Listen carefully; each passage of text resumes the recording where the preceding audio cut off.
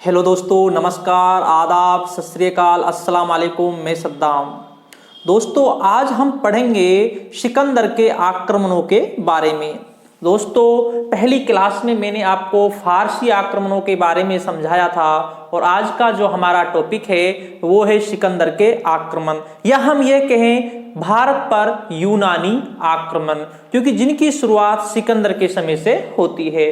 तो आज दोस्तों हम सिकंदर महान के बारे में पढ़ेंगे। और दोस्तों, सिकंदर महान के समय भारत की स्थिति क्या थी और कौन कौन से राज्य थे जिन्होंने सिकंदर की शुरुआत में ही अधीनता स्वीकार कर ली, या हम ये कहें जिस तरह बाबर को महाराणा सांगा ने अपने राजदूत भेजकर भारत पर आक्रमण करने के लिए आमंत्रित किया था, वही घटना सिकंदर के साथ भी जुड़ी हुई है। और जिस तरह मान सिंह को महाराणा प्रताप को मनाने के लिए या अधीनता स्वीकार करने के लिए भेजा गया था और मान सिंह का अपमान किया था, उसी तरीके से दोस्तों पोरस को मनाने के लिए, पोरस को सिकंदर की अधीनता स्वीकार कराने के लिए आम्भी को भेजा गया था और आम्भी के साथ भी वही घटना हुई थी जो मान सिंह के साथ होती है। और सिकंदर के आक्रमण के भारत पर क्या प्रभाव पड़े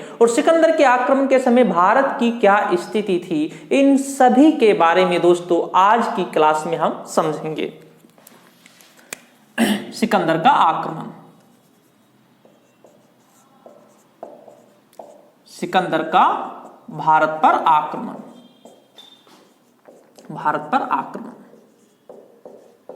दोस्तों, सबसे पहले सिकंदर का भारत पर आक्रमण, तो इसमें हम सबसे पहले हम ये समझेंगे, थोड़ा पहले हम सिकंदर के बारे में समझ लेते हैं।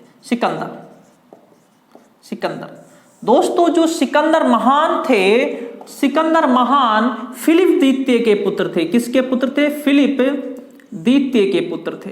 किसके पुत्र थे? फिलिप द्वितीय के पुत्र थे। और दोस्तों, जो ये फिलिप द्वितीय है, मैसिडोन, या हम यहां पर ये कहें मकदूनिया का शासक था। कहां का था? मकदूनिया का शासक था, ठीक है ना, जिसने शासन किया 359 ईसा पूर्व से 336 ईसा पूर्व तक शासन किया था। तो दोस्तों, जो फिलिप द्वितीय जो मकदूनिया का शासक था, उसी का पुत्र था सिकंदर महान। किसका पुत्र था? फिलिप द्वितीय का ही पुत्र था सिकंदर महान, ठीक है ना। यहां तक हमारी बात हो गई। दोस्तों, सिकंदर महान अपने पिता की मृत्यु के बाद 336 ईसा पूर्व में, कब दोस्तों? 336 ईसा पूर्व में मकदूनिया की यहां की राजगद्दी पर बैठते हैं। 336 ईसा पूर्व में, अगर हम उम्र की भी बात करें, केवल 20 वर्ष के थे। कितने वर्ष के थे? 20 वर्ष के थे जब राजगद्दी पर बैठे थे, ठीक है। इसके बाद दोस्तों 331 ईसा पूर्व में, समझना, ये मैंने आपको पिछली क्लास में भी समझाई थी, जब फारसी आक्रमणों के बारे में मैंने दारा तृतीय के बारे में समझाया था। तो दोस्तों 331 ईसा पूर्व में आरबेला का युद्ध हुआ था। इस युद्ध में दारा तृतीय को पराजित किया था। किसने? सिकंदर महान ने दारा तृतीय को पराजित किया। और आरबेला के युद्ध में किसकी विजय हुई? सिकंदर महान की विजय होती है। किसकी विजय होती है? सिकंदर महान की विजय होती है। कहने का मतलब यह है दोस्तों, जो ये दारा तृतीय था, जिसका उस समय भारत के कुछ हिस्से पर अधिकार था, क्योंकि दोस्तों इसको भारत के कुछ हिस्से पर जो अधिकार मिला था वह वंशानुगत मिला था। क्योंकि जब हम पढ़ते हैं हिस्टोरी का पुस्तक को पढ़ते हैं, उसके बारे में मैंने आपको पिछली क्लास में भी समझाया था। हिस्टोरी का जो पुस्तक हेरोडोटस ने लिखी थी, उसमें दोस्तों भारत को 20वां प्रांत कहा गया है दारा प्रथम का, और उसी वंश से दारा ये तृतीय आता था, तो इसका भी भारत पर अधिकार माना जाएगा, ठीक है ना। तो दोस्तों कहने का मतलब ये है, आरबेला के युद्ध में जब दारा तृतीय को पराजित किया सिकंदर ने, तो सिकंदर के लिए अब भारत का रास्ता खुल गया। किसका रास्ता खुल गया? भारत का रास्ता सिकंदर महान के लिए खुल गया। तो दोस्तों 331 ईसा पूर्व से ही जब से आरबेला के युद्ध में सिकंदर को विजय प्राप्त हुई थी, उसी समय से सिकंदर के मन में भारत पर आक्रमण करने का विचार चल रहा था। क्यों? क्योंकि जब दारा तृतीय को ही सिकंदर ने पराजित कर दिया तो भारत पर तो उसका आक्रमण करना बिल्कुल आसान था। तो दोस्तों इसी के साथ दोस्तों सिकंदर महान ने भारत पर आक्रमण 1326 ईसा पूर्व में किया। कब किया? 1326 ईसा पूर्व में सिकंदर ने भारत पर आक्रमण किया। तो दोस्तों अब हम जो मेन टॉपिक है भारत पर सिकंदर का आक्रमण, अब इसके बारे में हम समझेंगे। ठीक है दोस्तों, ये आपके लिए एक थोड़ी बेसिक आपके लिए जानकारी दी थी। तो दोस्तों सिकंदर का भारत पर आक्रमण, एक मैंने आपको जब फारसी आक्रमणों के बारे में समझाया था, जब फारसी आक्रमणों के बारे में मैंने आपको समझाया था सिकंदर का आक्रमण, सिकंदर का आक्रमण, एक समझना आप बात, मैंने जब आपको समझाया था फारसी आक्रमणों के बारे में समझाया था, तो दोस्तों क्या था फारसी आक्रमण में? इस तरीके से यहां पर पंजाब का राज्य पड़ जाता है। कौन पड़ जाता है? पंजाब पड़ जाता है। तो दोस्तों मैंने आपको उस समय भी यह समझाया था, मैंने आपको उस समय भी यह समझाया था, जितने भी भारत में आक्रमणकारी आए हैं, चाहे वो ईरानी आक्रमणकारी हों, चाहे सिकंदर महान हो, चाहे दोस्तों कुषाण शासक हों, चाहे दोस्तों सल्तनत काल के शासक हों, और चाहे दोस्तों बाबर हो, सभी शासकों ने यहां भारत में इस पंजाब की ओर से प्रवेश किया था। यहां पर एक खैबर दर्रा और एक यहां पर था बोलन दर्रा, यही से इन सभी ने प्रवेश किया था भारत में। तो दोस्तों सिकंदर महान ने इस खैबर दर्रा से भारत में प्रवेश किया। कौन से खैबर दर्रे से भारत में प्रवेश किया था सिकंदर महान ने।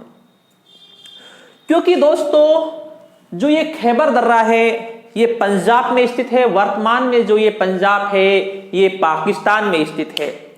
क्योंकि दोस्तों समझना, थोड़ा समझ लें आप, क्योंकि जो ये पाकिस्तान नाम है ना, पाकिस्तान, जो ये पाकिस्तान नाम है, इसमें पंजाब का हिस्सा भी है भाई। तो आधा पंजाब पाकिस्तान के पास है और आधा पंजाब हमारे पास है, ठीक है ना। और ये जो ए है इससे अफगान प्रांत बनता है, अफगान प्रांत, ठीक है।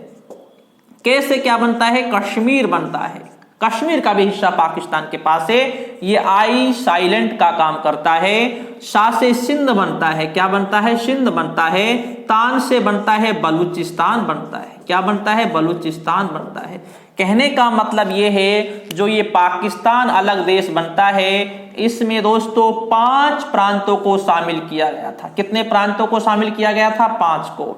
तो हम बात कर रहे हैं पंजाब की, क्योंकि आपको थोड़ा कंफ्यूजन ना हो, क्योंकि भाई पंजाब तो भारत में है, लेकिन ये पंजाब का जो ये वाला हिस्सा है ये तक्षशिला वाला था। कौन सा? ये तक्षशिला वाला हिस्सा था। तक्षशिला जिसकी स्थापना भरत के पुत्र तक्ष ने की थी। तक्षशिला जहां पर गांधार शैली का उदय हुआ था, जिस शैली की स्थापना किसने की थी? कुषाण शासकों ने, कनिष्क ने की थी, ठीक है ना। तो यहां से ही दोस्तों सिकंदर महान ने इस खैबर दर्रा से भारत में प्रवेश किया था। समझना भाई, समझना, खैबर दर्रा से ही प्रवेश किया था सिकंदर महान ने। समझना पहले कैसे प्रवेश किया था भाई सिकंदर महान। अब भारत में सिकंदर महान आते हैं साहब खैबर दर्रा बोलते हैं रास्ते को। दर्रा किसको बोलते हैं? रास्ते को, ठीक है ना। पंजाब होता यह है 1326 ईस्वी को, 326 ईसा पूर्व को, 1300 नहीं 326 ईसा पूर्व को बैक्टीरिया से होते हुए फिर आते हैं काबुल आते हैं। काबुल आने के बाद हिंदू कुश आते हैं और हिंदू कुश के बाद कहां पर प्रवेश करते हैं? खैबर दर्रा से प्रवेश करते हैं। कहां से प्रवेश करते हैं? खैबर दर्रा से प्रवेश करते हैं। अगर कल को आपको पूछ लिया जाए कल को आपसे पूछ लिया जाए, किसी एग्जाम में आ जाए, सिकंदर भारत में कौन कौन से रास्ते से आया था, तो दोस्तों याद रखना, बैक्टीरिया से काबुल आते हैं, काबुल से हिंदूकुश, और हिंदूकुश से खैबर दर्रा, जो कहां पर, पंजाब पाकिस्तान में स्थित है, यहां से आते हैं। कब आए दोस्तों? 326 ईसा पूर्व में आते हैं, ठीक है ना, 326 ईसा पूर्व में आते हैं। अब समझना आप, इस समय बसंत ऋतु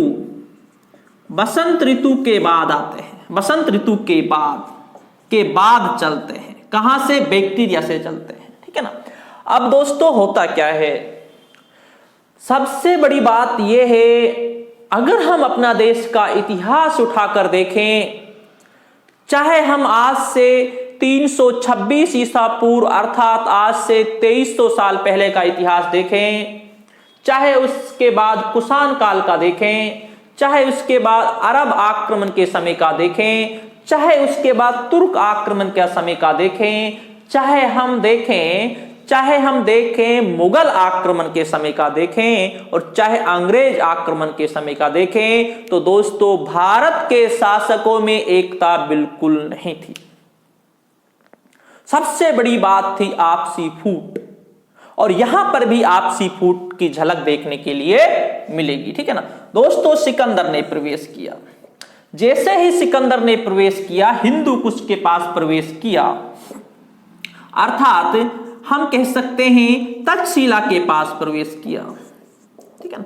तो दोस्तों यहां का शासक था जिसका नाम था आम्भी।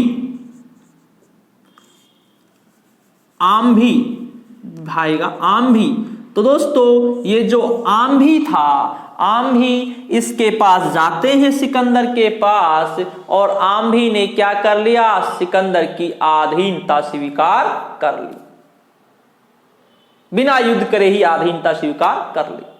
कहां का शासक था आम्भी? ये तक्षशिला का शासक था। अगर आप समझना, आप प्रश्न यहां पर कैसे बनता है, प्रश्न को समझना आप। अगर प्रश्न आता है, समझना, अगर प्रश्न आता है सबसे पहले कहां के शासक ने सिकंदर की अधीनता स्वीकार की, तो वो शासक कहां का था? तक्षशिला का। दोस्तों अगर शासक का नाम पूछा जाता है तो उसका नाम था आम्भी, जिसने सिकंदर की अधीनता स्वीकार सबसे पहले की थी, ठीक है। यहां तक हो गया दोस्तों। इसके बाद क्या होता है दोस्तों, एक अब हिंदूकुश का शासक शशिगुप्त, हिंदूकुश का शासक शशिगुप्त, ये भी आ गया। भाई ये क्यों पीछे रहे किसी से? भाई लड़ने की हिम्मत हर किसी की थोड़ी होती है, लड़ने में भाई अपनी जान भी गंवानी पड़ती है, जोखिम उठाना हर किसी के बस की बात नहीं होती है। अगर जिसने जिंदगी में जोखिम उठा लिए तो दोस्तों वो सफल भी हो जाते हैं, और जोखिम में रिस्क भी होती है, चाहे जोखिम कोई सा भी क्यों ना हो, चाहे पढ़ाई का हो, चाहे कैसा भी जोखिम क्यों ना हो, जोखिम उठाना हर किसी के बस की बात नहीं होती है, ठीक है ना। अब शशिगुप्त ने सोचा यार अपन क्यों संघर्ष करें फालतू में। शशिगुप्त भी गया भाई साहब, शशिगुप्त भी आ गया भाई सिकंदर के पास। शशिगुप्त ने भी कहा साहब हम भी आपकी अधीनता स्वीकार कर लेते हैं। शशिगुप्त ने भी क्या किया भाई, हम भी आपकी अधीनता स्वीकार कर लेते हैं। शशिगुप्त ने भी अधीनता स्वीकार कर ले बिना युद्ध किए ही। लेकिन अब समझना आप, अगर पहली बात आए कि सबसे पहले अधीनता स्वीकार किसने की थी, आम्भी ने की थी, जो तक्षशिला के शासक थे। लेकिन जब दूसरी बात आए, दूसरे नंबर पर अधीनता स्वीकार किसने की थी, शशिगुप्त ने की थी, जो हिंदूकुश के शासक थे। दोनों ने अधीनता स्वीकार कर ली। इसके बाद साहब झेलम है, झेलम नदी पर, जिसे वित्तिस्ता भी कहते हैं, झेलम नदी पर, क्योंकि पहला जो राज्य होता था वो नदियों के नाम से ज्यादा जाना जाता था। भाई झेलम नदी पर जो राज्य था वो था पोरस का। किसका था? पोरस का। अब पोरस है साहब, अब इसके बाद पोरस के पास, अब भाई सिकंदर तो काफी खुश हो गया, भाई आम्भी ने भी अपनी अधीनता स्वीकार कर ली भाई बिना लड़ाई, ठीक है ना।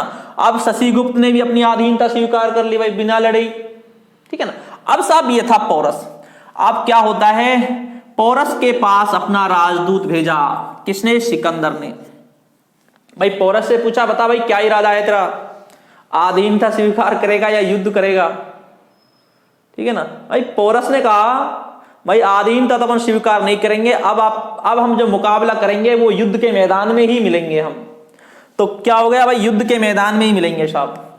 अब समझना, क्योंकि आपको मैं एक बात पहले बता चुका हूं, जो नदियां हैं, नदियों पर जो राज्य रहते हैं, और अगर युद्ध नदियों पर ही होता है तो उसे नदी के नाम से भी जाना जाता है। युद्ध का नाम है, युद्ध का नाम क्या पड़ जाएगा? झेलम, या हम यहां पर कहें वितिष्ठा, ये युद्ध का नाम पड़ गया, झेलम या वितिष्ठा युद्ध का नाम, ठीक है ना।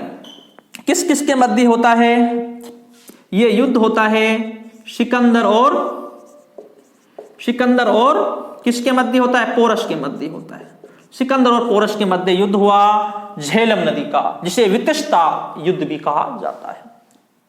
अब युद्ध हो रहा है साहब, झेलम नदी का युद्ध हो रहा है। सिकंदर के बारे में यह कहा जाता है, इसके पोरस के बारे में यह कहा जाता है, इसके पास सेना भी थी। इसके पास 4,000 तो आश्व सेना थी, घोड़ा सेना थी, और 2,000 हाथी सेना भी बताते हैं, ठीक है ना, हाथी सेना बताते हैं, जिसे गज सेना कहा जाता है, और 3,000 इसके पास सैनिक भी थे, और इसके पास 2,000 रथ सेना भी थी। किसके पास? पोरस के पास। अब साहब ये युद्ध होता है, बड़ा खतरनाक होता है, बहुत ही खतरनाक होता है ये झेलम का युद्ध।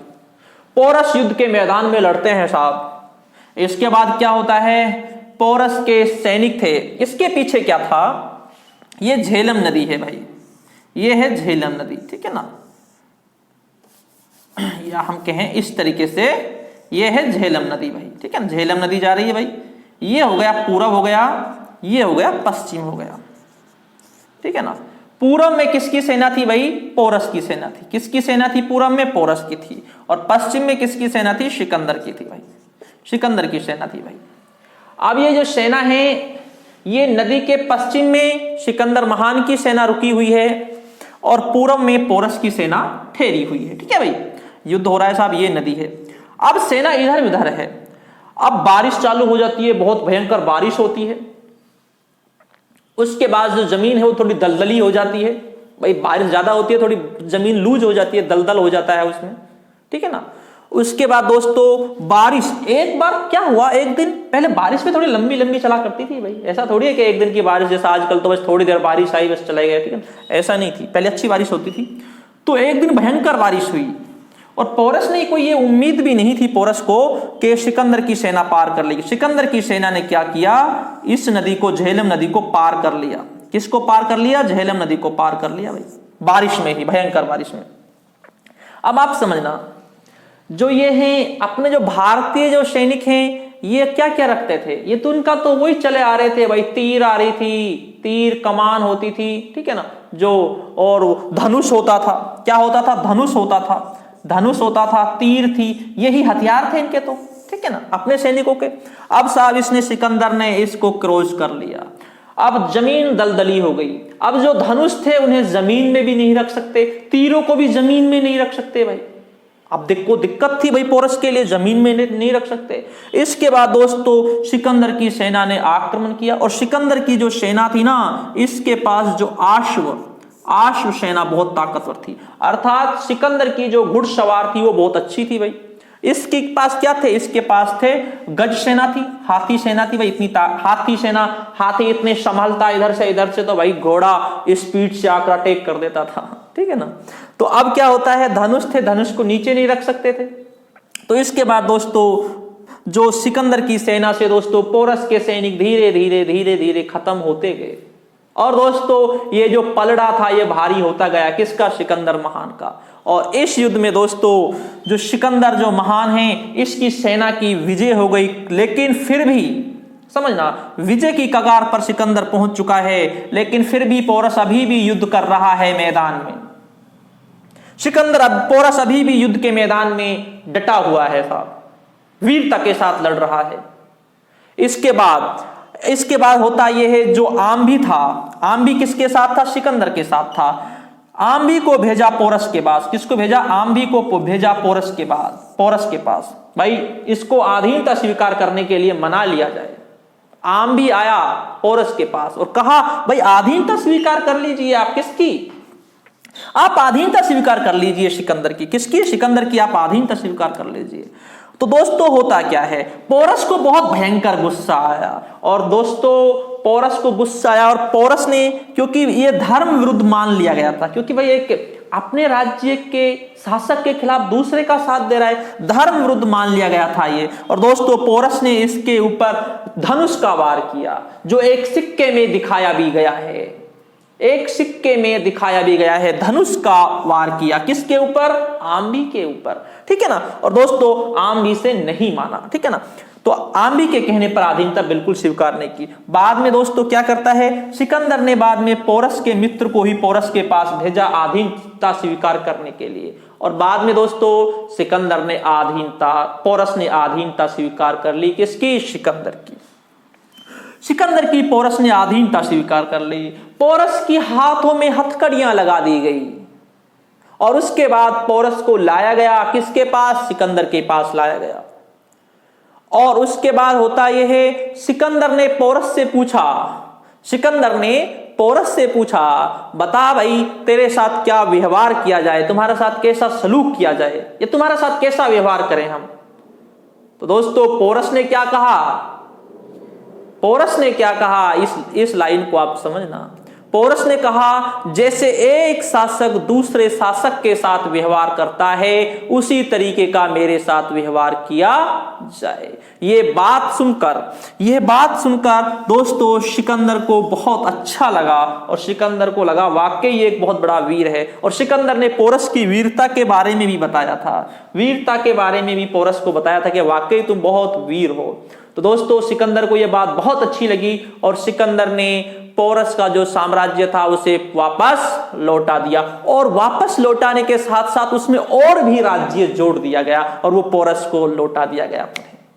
तो दोस्तों ये था कौन सा युद्ध? झेलम का या वितिष्ठा का युद्ध था, जो पोरस ने लड़ा था। बहुत वीरता के साथ लड़ा था पोरस ने। और आम्भी और शशिगुप्त तो ऐसे शासक थे जो पहले से ही सिकंदर की अधीनता स्वीकार कर चुके थे। तो दोस्तों इसके बाद क्या होता है दोस्तों, एक निशा जाति थी दोस्तों, निशा या हम कहें नाइशा, इसको समझना, नाइशा। तो दोस्तों इन्होंने क्या किया, निशा या नाइशा ने क्या किया, इन्होंने अपने आप को, ये प्रश्न नोट करना, नाइशा या निशा ने क्या किया, इन्होंने अपने आप को यूनानियों का वंशज बताया। क्या बताया? वंशज बताया। किसको? यूनानियों का वंशज बताया अपने आप को नाइशा या निशा जाति के शासकों। ये बहुत ही मोस्ट इंपॉर्टेंट है, जो एग्जाम में भी काफी बार आया हुआ है, ठीक है ना। इसके बाद दोस्तों, इसके बाद आएंगे अश्वक के ऊपर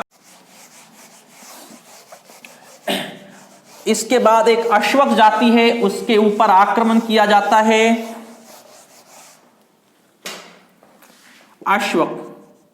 अश्वक जाति है, मशक जिसकी राजधानी थी, इसके ऊपर आक्रमण किया जाता है। अश्वक दोस्तों यहां के पुरुष शहीद हो गए युद्ध में। जब शहीद हो गए तो यहां की जो स्त्रियां थी, स्त्रियों ने कमान संभाली।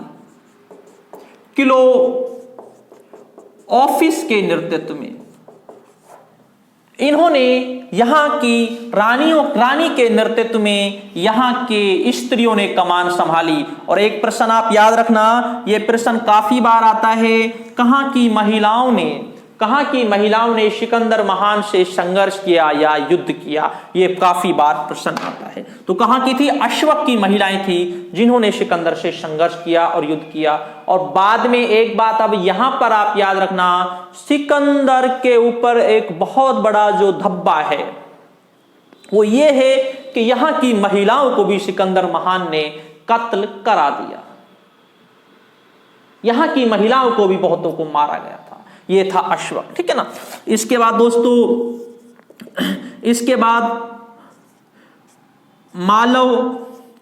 मालव जाति थी दोस्तों, मालव जाति का भी सिकंदर ने दमन कर दिया। इन्होंने भी सिकंदर का विरोध किया था, मालव जाति ने। और दोस्तों सिंधु नदी के नीचे के भाग में एक ब्राह्मण राज्य था। कौन सा राज्य था? ब्राह्मण राज्य था। ठीक है ना दोस्तों, ब्राह्मणों ने सिकंदर का विरोध किया और इस आक्रमण को धर्म विरुद्ध बताया था। ब्राह्मणों ने भी विरोध किया था सिकंदर का। ठीक है ना। एक दोस्तों कठ, ये कठ है जो ये पंजाब की जाति थी, पंजाब राज्य था, पंजाब की तरफ के थे दोस्तों। जो कठ हैं इन्होंने भी दोस्तों सिकंदर का विरोध किया और इस समय सिकंदर के साथ पोरस था और इस कठों का भी क्या कर दिया? दमन कर दिया गया था। और दोस्तों अंतिम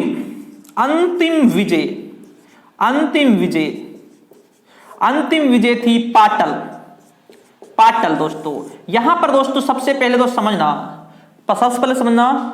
पाटल में द्वितीय राज्य व्यवस्था थी, 2 राज्य की व्यवस्था थी पाटल में। ये प्रश्न एनटीए में भी पूछा गया है। पाटल में 2 राज्य व्यवस्था थी। कहां की तरह? स्पार्टा की तरह। कहां की तरह? स्पार्टा की तरह 2 राज्य व्यवस्था थी पाटल में। और दोस्तों ये पाटल जो थी ये अंतिम विजय थी सिकंदर महान की। कौन सी? पाटल विजय के बाद ये अंतिम विजय थी भारत में सिकंदर महान की, पाटल। तो पाटल विजय के बाद अब क्या होता है समझना। पाटल विजय के बाद सिकंदर की सेना व्यास नदी तक आ गई है। कहां पर आ गई दोस्तों? व्यास नदी तक आ जाती है। भाई सिंधु, झेलम ये नदी तो पहले ही पार कर ली थी। अब कहां तक आ गई सेना साहब? ये आ गई सेना, पहुंच गई व्यास नदी पर। ठीक है ना, व्यास नदी पर पहुंच गई। इसके बाद क्या होता है? व्यास नदी पर पहुंचने के बाद दोस्तों जो सैनिक थे, सैनिकों ने व्यास नदी से आगे बढ़ने से इंकार कर दिया और सैनिकों ने कहा कि अब हम व्यास नदी से आगे नहीं बढ़ पाएंगे। और जब यह बात सिकंदर को पता चली कि सैनिकों ने आगे बढ़ने से इंकार कर दिया है, व्यास नदी के आगे बढ़ने से इंकार कर दिया है, तो सिकंदर निराश होकर 3 दिन तक अपने जो टेंट होता था जिसमें शासक रुकता था उससे बाहर नहीं निकले। 3 दिन तक निराश। और दोस्तों ये सैनिकों ने आगे बढ़ने से इनकार क्यों कर दिया था? क्योंकि दोस्तों 326 ईसा पूर्व से यहां पर 19 माह तक, कितना माह? 19 माह तक दोस्तों सिकंदर की सेना भारत में रही। 19 माह तक। कितने माह तक? 19 माह तक। सैनिकों को भारत में काफी समय हो चुका था अपने परिवार से अलग हुए, सबको अपने परिवार की यादें सता रही थी। दूसरी बात, बहुत से सैनिक घायल हो चुके थे, बहुत से सैनिक बीमार पड़ चुके थे, इसलिए दोस्तों वो अब आगे बढ़ना नहीं चाहते थे। इसलिए उन्होंने कह दिया था कि अब हम व्यास नदी के आगे बिल्कुल नहीं बढ़ेंगे, अगर आगे बढ़े तो विद्रोह भी हो सकता है। इसलिए सिकंदर अब ये समझ गया भाई अब आगे बढ़ने से कोई फायदा नहीं है। और एक कारण यह भी था अगर अब व्यास नदी से आगे बढ़े तो नंद शासक थे, और नंद शासक जो मगध साम्राज्य पर अधिकार करते थे वो बहुत ही शक्तिशाली शासक थे और नंद शासकों से टक्कर भी नहीं लेना चाहते थे यूनानी आक्रमणकारी, क्योंकि इन्हें पता चल चुका था, सिकंदर के सैनिकों को पता चल चुका था जो ये नंद शासक महापदम नंद जो नंद शासक है दोस्तों ये बहुत ही शक्तिशाली है, इनकी सेना भी बहुत ज्यादा है। इसका उल्लेख कार्टियस ने भी, प्लूटार्क ने भी किया था। एक डाकुओं का गिरोह कहा था इस तरीके से। मगध की सेना बहुत बड़ी थी भाई, इनको पहले ही पता चल चुका था, इसलिए आगे नहीं बढ़ना चाहते थे। और दोस्तों व्यास नदी से ही सिकंदर की सेना वापस हो ली। कहां से? व्यास नदी से। जिस रास्ते से आई थी, काबुल वाला रास्ता था, हिंदू कुश वाला रास्ता था, जिस रास्ते हिंदू कुश वाला रास्ता था और बैक्टीरिया वाला रास्ता था, जिस रास्ते से आई थी दोस्तों उसी रास्ते से सिकंदर महान की सेना वापस चली गई। और यहां पर अपने रीति रिवाजों के आधार पर 12 एक यूपों का हवन किया गया। व्यास नदी पर हवन किया गया। हवन कराया किसने? सिकंदर ने। अपने रीति रिवाजों के आधार पर हवन कराया व्यास नदी पर, और इस व्यास नदी से ही सिकंदर महान वापस लौट गए। ठीक। लेकिन वापस लौटने के बाद सिकंदर के 4 राज्य थे भारत में, 4 राज्य। कितने राज्य थे? 4 राज्य थे। नंबर एक है दोस्तों सिंधु नदी के पूर्व पश्चिम, ठीक है ना, पूर्व पश्चिम, जहां का शासक किसको बनाया था? पोरस को, उसको फिलिप को बनाया था। किसको बनाया था? फिलिप को बनाया था, ठीक है ना। इसके बाद दोस्तों दूसरा है सिंधु और झेलम नदी के बीच का जो राज्य था, यहां का शासक आम्भी को बनाया दोस्तों। किसको बनाया? आम्भी को यहां का शासक बनाया था, जो कहां का था? हम यहां पर ये कह सकते हैं जो तक्षशिला का शासक था, ठीक है ना, तक्षशिला का शासक था। तीसरा दोस्तों झेलम और व्यास का किसको बनाया दोस्तों? पोरस को बनाया था। किसको बनाया? पोरस को। और लास्ट में दोस्तों एक पाटल राज्य को भी शामिल कर लिया था, जो सिंधु नदी के नीचे का हिस्सा था, जब पाटल राज्य को जीता था। इस तरीके से दोस्तों 4 राज्य थे भारत में, किसके? सिकंदर महान के, जब भारत से गए थे, ठीक है ना। ये हो गए दोस्तों। अब दोस्तों हम बात करें सिकंदर का जब झेलम का युद्ध हुआ था। कौन सा युद्ध हुआ था? झेलम का युद्ध हुआ था। तो दोस्तों जीतने के बाद यहां पर निकाय नगर बसाया। निकाय का अर्थ होता है विजयनगर। कहां पर बसाया था दोस्तों? ये झेलम नदी पर बसाया था। और यहां पर झेलम के युद्ध में जो सिकंदर का जो घोड़ा था, जिसका नाम था बुकाफेला, तो दोस्तों इसके नाम पर भी यहां पर एक नगर बसाया था। बुकाफेला नाम के आधार पर भी यहां पर एक नगर बसाया था, ठीक है ना, अपने घोड़े के नाम के आधार पर। तो इस तरीके से दोस्तों सिकंदर 19 माह बाद पुनः जिस रास्ते से आए थे उसी रास्ते से भारत चले जाते हैं और भारत में उसके 4 राज्य स्थापित होते हैं। अब यहां से आगे समझना, तो दोस्तों वापस चलेंगे और सिकंदर की 323 ईसा पूर्व में दोस्तों बेबीलोनिया में क्या हो जाती है? बेबीलोनिया में मृत्यु हो जाती है। कब? 323 ईसा पूर्व में बेबीलोनिया में मृत्यु हो जाती है। तो दोस्तों सिकंदर महान ने 13 वर्ष शासन किया। 20 वर्ष की आयु में राजगद्दी पर बैठे। कब? 336 ईसा पूर्व से 323 ईसा पूर्व तक शासन किया, 13 वर्ष तक, अर्थात 33 वर्ष की आयु में सिकंदर महान इस दुनिया से अलविदा हो गए। कितने वर्ष की आयु में? 33 वर्ष की में। कितने वर्ष शासन किया? 13 वर्ष शासन किया। और अब समझना, सिकंदर महान ने सीरिया को जीत लिया था, बैक्टीरिया को जीत लिया था, मिस्र को जीत लिया था, ईरान को जीत लिया था, और इसको जो सारा ये मध्य एशिया वाला था, इसे जीत लिया था, और भारत के भी काफी हिस्से को जीत लिया था। कितने वर्ष की अवस्था में? 33 वर्ष। और भारत पर जब आक्रमण किया था उस समय तो जो उम्र थी वो कितनी थी? 33 वर्ष। 33 नहीं, 30 वर्ष थी। तो दोस्तों समझना, एक 20 वर्ष की आयु में राजगद्दी पर बैठते हैं और 33 वर्ष की आयु में इस दुनिया से अलविदा हो जाते हैं। वो कितने महान शासक होंगे जिसने पूरी दुनिया को जीत लिया था। कहा यह जाता है, लेकिन पूरी दुनिया तो नहीं जीती थी, लेकिन कहा यह जाता है कि काफी हिस्से को जीत लिया था। लेकिन अब समझना, लेकिन सिकंदर से हमें काफी सीखें मिलती है। जब सिकंदर बीमार थे, भयंकर बहुत ज्यादा बीमार थे, उस समय सिकंदर ने देश के जो बड़े बड़े हकीम थे, नामी हकीम थे, वैद्य थे, उन सबसे इलाज कराया। उसके बाद क्या होता है? किसी वैद्य से उसका इलाज नहीं हो पाया। और उसके बाद दोस्तों क्या हुआ? कोई किसी को सफलता नहीं मिली। लेकिन सिकंदर ने अपने अंतिम समय में क्या कहा? भाई मेरी तो मृत्यु हो जाए, जब मेरी मृत्यु हो जाए तो मेरे हाथों को खोल देना, जब मेरे जनाजे को ले जाया जाए तो मेरे हाथों को खुला रखना, और जो बड़े बड़े हाकिम हो वो मुझे कंधा दें, वो मेरी अर्थी को उठाएं, बड़े बड़े हाकिम। और दोस्तों, और जो रुपए हैं, जो सिक्के हैं, उनको थोड़ा फेंकता जाए। तो उसने पूछा, भाई ऐसी क्या बात है जो आपने ये बताए, इसके पीछे क्या कारण है?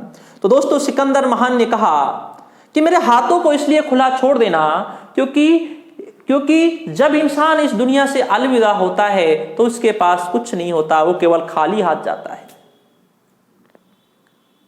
और दोस्तों जो हाकिम हैं, जो बड़े बड़े हाकिम हैं, वो मेरे जो अर्थी है इसके लिए कंधा ये दें, क्योंकि इससे ये जानकारी मिल जाए कि जब मौत आती है तो बड़े बड़े किसी हाकिम के बस की बात बिल्कुल भी नहीं है, किसी बड़े बड़े हाकिम के बिल्कुल बस की बात नहीं। ठीक, ये कहा। और दोस्तों जो रुपए हैं, रुपयों को इसलिए फेंकना तो पता चले कि जो ये रुपए हैं इनसे कुछ भी होने वाला नहीं है। शिफा देना एक ऊपर वाले का काम है, रुपए से कुछ भी होने वाला नहीं है, यह संदेश दिया था। और दोस्तों 323 ईसा पूर्व में दोस्तों सिकंदर महान की मृत्यु हो जाती है। अब आप समझना, सिकंदर महान की मृत्यु के बाद सिकंदर के आक्रमण का भारत पर क्या प्रभाव पड़ता है उसके बारे में थोड़ा हम समझ लेते हैं। दोस्तों सिकंदर महान का क्या प्रभाव पड़ता है? दोस्तों सिकंदर महान को समझना, सिकंदर महान के पास जब आम्बी गए थे, सिकंदर महान के पास जब आम्बी गए थे तो आम्बी ने सिकंदर को काफी हाथी दिए। क्या दिए? हाथी दिए, क्योंकि हाथी उस समय भारत में ज्यादा थे। हाथी को लेके यहां से सिकंदर की सेना नंबर दूसरा यहां से अच्छे बेलों को लेके चले गए। किसको लेके चले गए थे? बेलों को भी यहां से अच्छे को लेकर चले गए थे। ठीक है ना।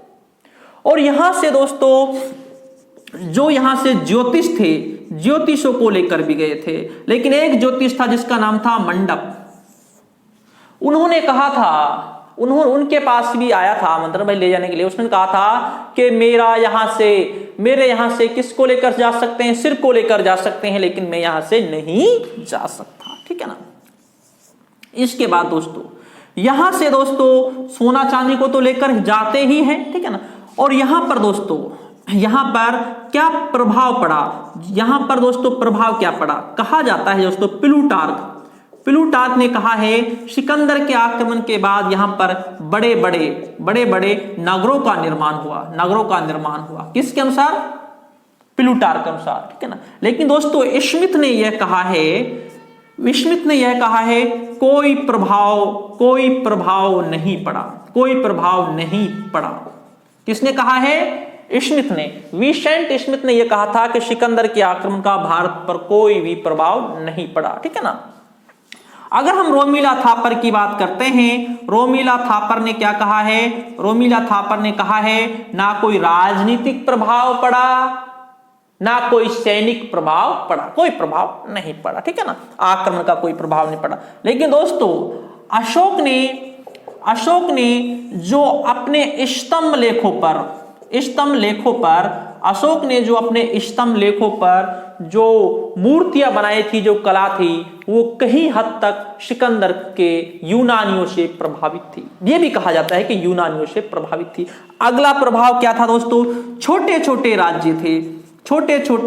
जो राज्य थे, ठीक है ना, उन राज्यों को, जो छोटे छोटे राज्य थे, जैसे दोस्तों पोरस के राज्य में काफी राज्यों को मिला दिया गया था, छोटे छोटे राज्यों को मिला दिया गया था। तो कहने का मतलब यह है सिकंदर के आक्रमण के बाद जो छोटे छोटे राज्य थे उनका अंत हो गया, एक बड़े बड़े राज्य बन गए थे। कहने का मतलब यह है कि विभाजन से रुक गए थे, बड़े बड़े राज्यों का उदय हुआ था। यह भी बात बिल्कुल सच है। तो दोस्तों और सिकंदर के साथ दोस्तों सिकंदर के आक्रमण के बाद नियारकस जो इसके साथ सेनापति, जो जल सेना जो सेनापति थे, ये भी दोस्तों जैसे आए थे। एक इससे जानकारी ये मिलती है, इन्होंने सेंड्रोकोटस नाम का उल्लेख किया है। तो दोस्तों हमारे इतिहासकार ये बहुत ज्यादा कंफ्यूजन में थे, ये सेंड्रोकोटस कौन था भाई? इसके बारे में ये तो पता था चंद्रगुप्त मौर्य कौन है भाई, लेकिन उसके बारे में जानकारी नहीं मिलती। यूनानियों से ही हमें पता चलता है जो ये सेंड्रोकोटस था ये चंद्रगुप्त मौर्य था। कौन था? चंद्रगुप्त मौर्य था। क्या था? चंद्रगुप्त मौर्य था। ये यूनानी लेखों से ही हमें जानकारी मिलती है, सेंड्रोकोटस चंद्रगुप्त मौर्य का ही नाम था। तो दोस्तों इस तरीके से हमारे यहाँ पर सिकंदर के आक्रमण का थोड़ा बहुत प्रभाव पड़ता भी है, मुद्राओं पर भी प्रभाव पड़ता है। किस पर? मुद्राओं पर भी प्रभाव पड़ता है सिकंदर के आक्रमण का। तो दोस्तों आज का जो हमारा टॉपिक था यूनानी आक्रमण था। क्योंकि फारसी आक्रमणों के बारे में मैं आपको पहले समझा चुका हूं। आज यूनानी आक्रमण, और यूनानी आक्रमण में था सिकंदर महान का भारत पर आक्रमण। इसके बाद दोस्तों हमारा अगला टॉपिक चलेगा। अगर आपने पीछे के टॉपिकों को नहीं देखे तो आप देख सकते हैं, सारी क्लासें डली हुई है। तो ठीक है दोस्तों, शुक्रिया दोस्तों, धन्यवाद।